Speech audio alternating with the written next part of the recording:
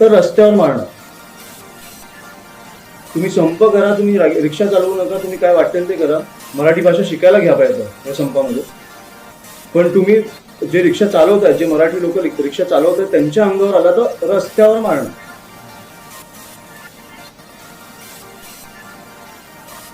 पण आता त्यामुळे राज्यातली कायदा सुव्यवस्था बिघडेल असं नाही का?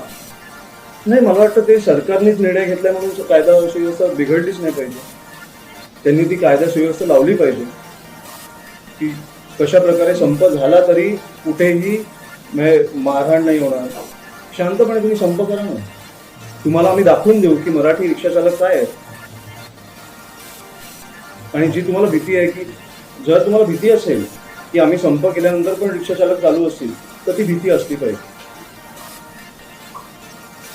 कारण आमचे रिक्षा चालक हे सक्षम आहेत. मुंबईवर रिक्षा चालक